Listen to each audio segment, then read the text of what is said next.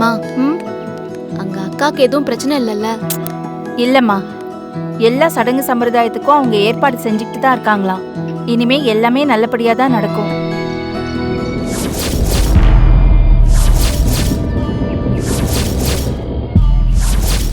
மா அங்க பாத்தீங்களா?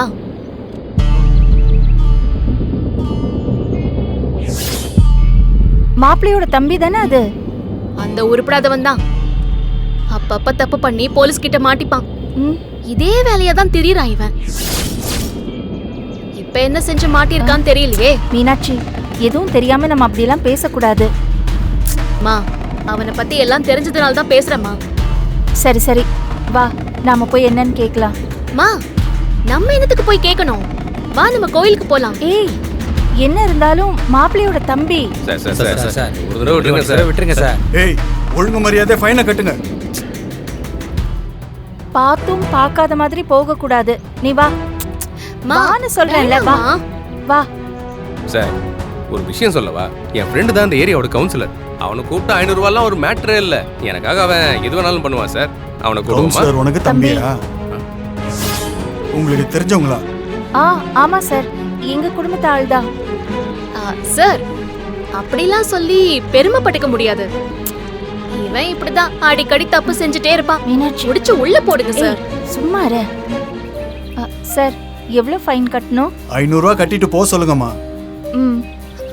மா, இல்ல இதெல்லாம் வேண்டாம். இருப்பா இரு. இந்தா. மா, என்னம்மா பண்ற? குடி. ஏன் மீனாட்சி இப்படி பேசுற? அதெல்லாம் வேண்டாம், நான் பாத்துக்கிறேன். இருக்கட்டும்பா, பரவாயில்ல. ஐயோ வேணாம், சொன்னா கேளுங்க. வேண்டாம். இல்ல, இருக்கட்டும் தம்பி. சார், ஏதோ அவசரத்துல இப்படி வந்திருப்பாங்க. நான் ஃபைன் கட்டிடுறேன் சார். அவங்கள விட்டுருங்க. நீங்க எதுக்கு? இருக்கட்டும், பரவாயில்லப்பா. குடு.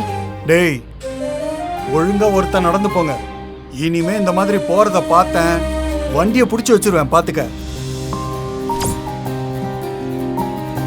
நான் பணத்தை திரும்ப கொடுத்துறேன். உங்களுக்கு கொடுத்தலாம் பழக்கம் இல்லையே. அடுத்தவங்க பணத்தை எடுத்துதானே பழக்கம். ஏய், சொந்த வீட்ல இருந்தே பணத்தை எடுத்துட்டு போய் எல்லாரையும் வெளியே நிக்க வச்சு வந்தானே நீ. தம்பி, நீங்க ஒன்றும் தப்பா நினைக்காதீங்க. சே, பரவாயில்லைங்க, பேசிட்டு போட்டு. நீங்க அவங்க சொன்ன மாதிரி 2 பேர் மட்டும் போங்க. பார்த்து பத்திரமா போங்க. வா போலாம். போயிட்டு வரோம், வா.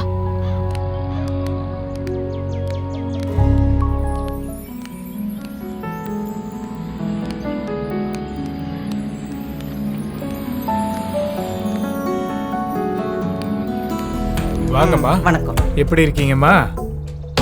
நல்லா இருக்கேன். நீங்க வேண்டுதல் பண்ணணும்னு ஃபோன் பண்ணி சொன்னீங்கல்ல, எல்லாம் தயார் பண்ணி வச்சிட்டோமா? என் பேரனுக்கு கல்யாணம் ஆச்சுல, வீட்டுக்கு வந்த மருமக இவத. ஓ அப்படியா? இவளுக்கு சாந்தி முகூர்த்தத்துக்கு நேரம் குறிச்சிருக்கு. புதுசா தொடங்க போற வாழ்க்கை நல்லா இருக்கணும்னு வேண்டிக்க தான் இங்க கூட்டிட்டு வந்தோம். ஆத்தாவோட கோயில்ல புதுசா கல்யாணம் ஆன பொண்ணுங்க அங்க பிரதர்ஷனம் பண்ணா குடும்ப வாழ்க்கை நல்லா இருக்கணும் ஒரு ஐதீகம் இருக்குல்ல. ஆமாமா, புது பொண்ணு ஆத்தால வேண்டிக்கிட்டு கோயிலை சுத்தி அங்க பிரதர்ஷனம் பண்ணா கல்யாண வாழ்க்கை ரொம்ப சந்தோஷமா இருக்குமா.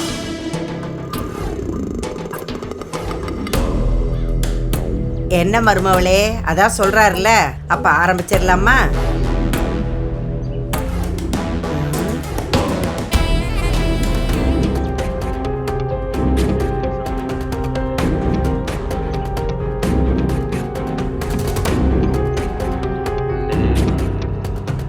தேனு, உனக்கு பண்ண முடியும்னா சொல்லு.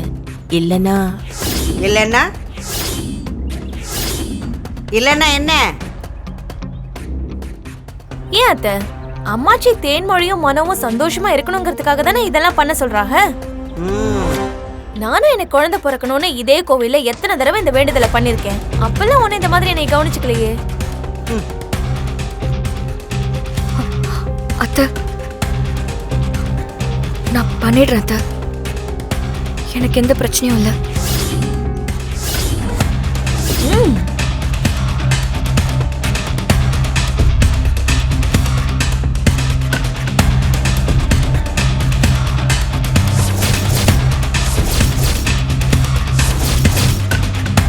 உன் தங்கச்சி மண்டபத்தில் வச்சு என்னை அசிங்கப்படுத்தினால அவ செஞ்ச பாவத்துக்கு எல்லாம் நீதான் அனுபவிக்க போற.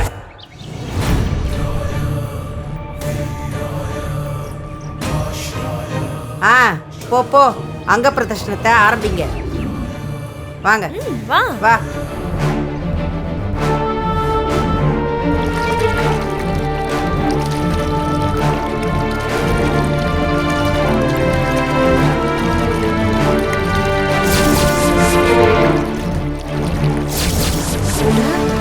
ஏய் சக்தி, தேவி, இங்க வா. என்னங்க அத்தை? என்னத்த? அங்க பாரு. ஐயோ, இவங்க எதுக்கு இங்க வராங்க? அம்மா பொண்ணு சேர்ந்து வராங்களே.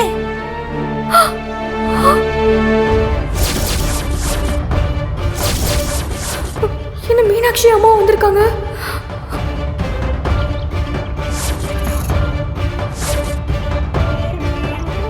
ஏய், நீ ஏதாவது ஃபோன் பண்ணி வர சொன்னியா? இல்ல அத்தை, நான் எதுவும் சொல்லல. அவங்க சாமி கும்பிட வந்திருக்காங்க போல. அதுக்கு இதே கோயிலுக்கு தான் வரணுமா? இவ தங்கச்சிக்காரி சரியான வாயாடி. இப்ப இவளை பார்த்தா கூட ஒட்டிக்கிட்டு பிறந்தவளுக்கு பொத்துக்கிட்டுல வந்துரும். இவளை அவளுக்கு பாத்திரக்கூடாது. என்ன ஆமாச்சு? நம்ம நல்லதுதான் செய்யறோம். அது எங்க அவங்களுக்கு புரிய போகுது? இந்த கோவில் ரொம்ப சக்தி வாய்ந்த கோவில். இங்க வேண்டிக்கிட்டா நல்லதே நடக்கும். அதான் வந்திருக்கோம். முடிச்சிட்டு போய் தான் மற்ற ஏற்பாடெல்லாம் பண்ணணும். உன் பொண்ணு சொல்லியிருப்பாளே. ஆமாம்மா சொன்னா. ரொம்ப சந்தோஷமா இருக்குமா. நாங்களும் தேனுக்காக வேண்டிக்கிறதுக்காக தான் வந்தோம்.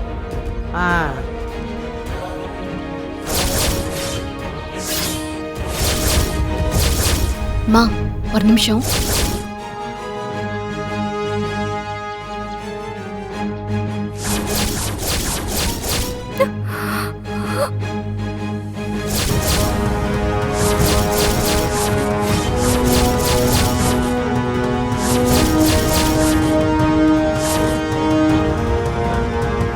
அப்படி எதுவும் நடந்தா பெரிய பாவமாயிடும்.